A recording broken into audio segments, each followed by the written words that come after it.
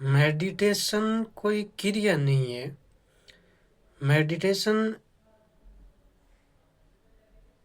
एक वो समझ है जो धीरे धीरे बढ़ती है। आज अपन बात करने वाले हैं कि स्वामी विवेकानंद की मेडिटेशन जर्नी कैसी रही। थोड़ा मेडिटेशन के बारे में, ध्यान के बारे में ये जानना जरूरी है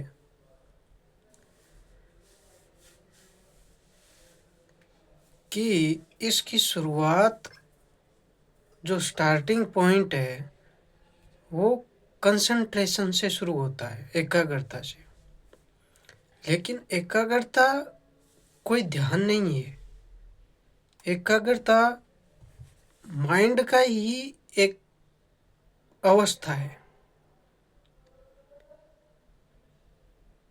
ध्यान की शुरुआत यहाँ से होती है।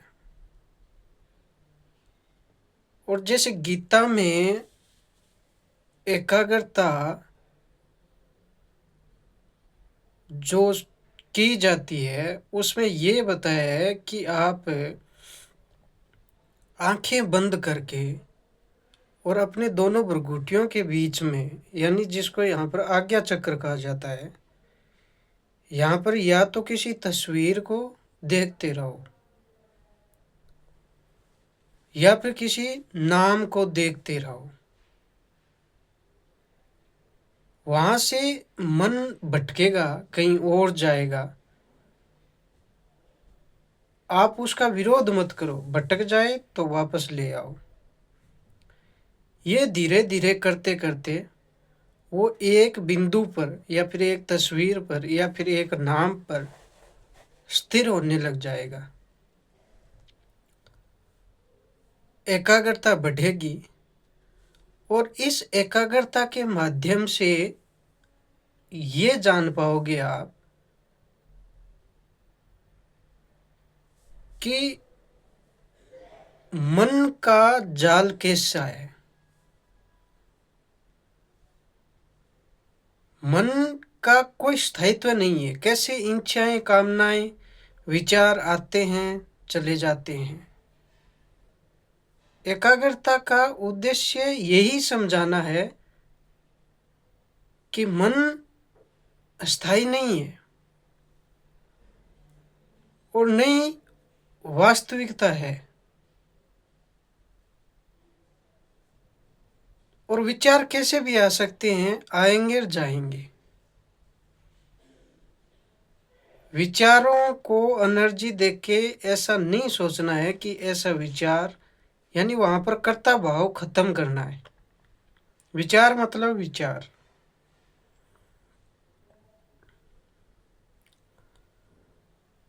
और इससे ये होता है कि जब आपका ध्यान आज्ञा चक्र पर एकाग्र होते हो आप, तो नेचुरली आपकी जो काम है वो ऊर्जा ऊपर की तरफ आने लगती है, जिसे आप विरक्ति की तरफ भी आपका मोड़ जाता है। अब जैसे बुद्धा ने एकाग्रता, तस्वीर, नाम, इन चीज़ों से दूर रहकर श्वास पर एकाग्र होने को कहा। बुद्धा जी का कहना था कि जब आप किसी तस्वीर या फिर नाम को पर एकाग्र होते हो तो उससे आप इमोशनली, आपकी इच्छाएं, आपका प्यार, आपकी उम्मीदें जुड़ जाते हो आप उससे, और आपको उसी में आनंद आने लगता है। जबकि वो परम सत्य नहीं है, वो एक स्टार्टिंग पॉइंट है जो आपको दिखाएगा कि मन कैसा है। तो आप वो तस्वीर और नाम पर एकाग्रता मत कीजिए, आप श्वास के आने जाने को ही देखते रहिए।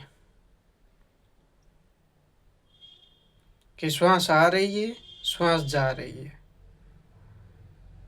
अब धीरे धीरे आप भूल जाओगे कि श्वास पर एकाग्र होना था, मन कहीं और चला जाएगा, फिर वापस मन को लेके आना है। एकाग्रता विचारों को खत्म करेगी, और विचार ही हैं जो मन और शरीर को जोड़े हुए हैं। जब आप ये जान जाओगे कि आप विचार नहीं हो, आप मन नहीं हो, आप शरीर नहीं हो, तो एक अवेयरनेस पैदा होगी कंसंट्रेशन के बाद।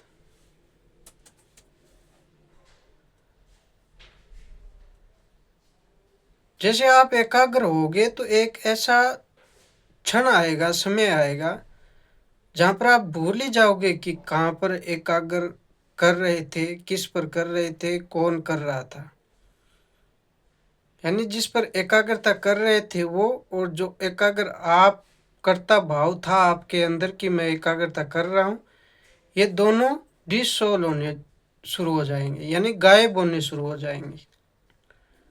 और कभी कभी ऐसे क्षण आएंगे आपको पता ही नहीं होगा, एक खुला आकाश प्रकट होगा, जहाँ पर विचार, इच्छाएं, ये सब बादलों की तरह आ रहे हैं, जा रहे हैं। उसको जागरूकता कहा है, विवेक का खुलना कहा है, अवेयरनेस पैदा होती है वहां से। ये एकाग्रता की अगली स्टेज है। तो नॉर्मली स्वामी विवेकानंद जी का झुकाव था वो गीता में ज्यादा था, और रामकृष्ण जी इनके गुरु थे, वो भी माँ काली के भगत थे। तो इनकी एकाग्रता माँ काली की तस्वीर से शुरू होती है, जबकि उन्होंने बाद में बहुत जगह कहा भी है कि बुद्धा ने भी जो कहा है श्वास का आना जाना देखते रहिए, वो ठीक है। क्योंकि जब आप किसी कृष्ण या माँ काली इनकी तस्वीर को पर एकाग्र होते हो तो उनसे आपका लगाव हो जाता है। हमने कई बार देखा होगा, जैसे आप कोई नाम रटते हो तो कुछ महीनों के बाद ऑटोमेटिकली वो नाम जप होने लगता है, जिसे आपकी ऑब्जर्वेशन पावर, ये सब चीज़ें कम होने लगती है। यानी एक टाइम तक वो आपको सुकून देता है, लेकिन एक टाइम ऐसा भी आता है जिसे आप परेशान भी होने लग जाओगे कि ये क्या हो रहा है, मैं रोक रहा हूँ फिर भी नहीं रुक रही ये चीज़ें। तो वो जब अवेयरनेस पैदा होती है,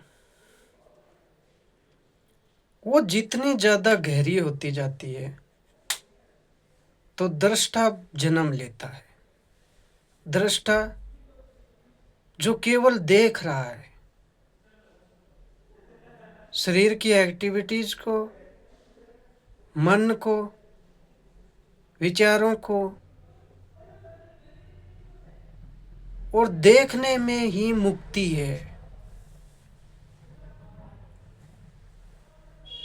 विचार आ रहे हैं, जा रहे हैं,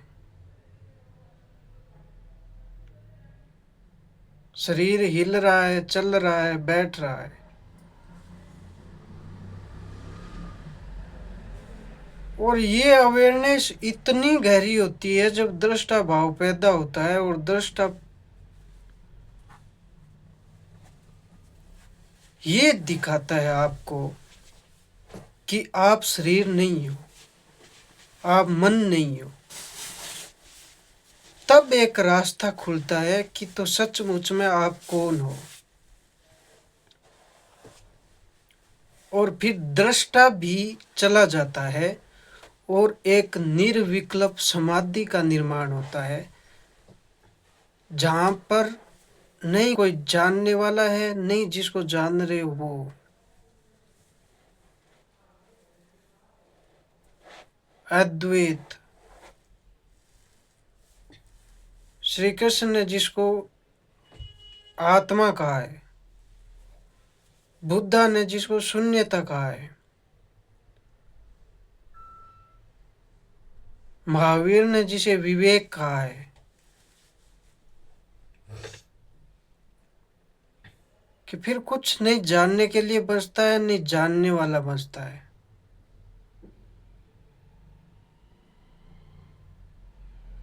और उस निर्विकल्प समाधि की अवस्था को नहीं तो शब्दों के माध्यम से आपको बताया जा सकता है,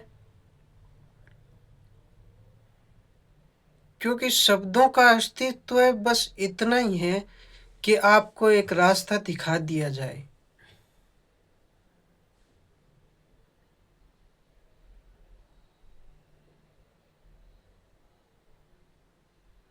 वहां पर जाके आत्मा का परमात्मा से मिलन की बात जो गीता में कही गई है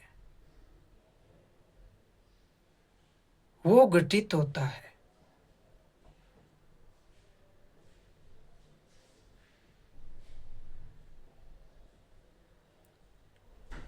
और जो होता है वो सत्य है, और सत्य ही सब कुछ है।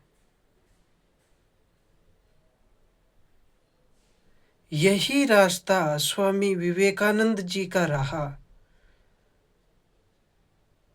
आज अपन ने जाना कि कैसे स्वामी विवेकानंद जी किस रास्ते पर चले। अब जानेंगे कि जब एकाग्रता करते हैं तो कौन कौन सी रुकावटें आती है, क्या क्या होता है, मन के बारे में स्वामी जी ने क्या बोला, राजयोग, कर्म योग, ज्ञान योग, प्रेम योग के बारे में क्या बोला, समाज की धारणाओं के बारे में क्या बोला, वो नेक्स्ट वीडियो में जानेंगे। धन्यवाद।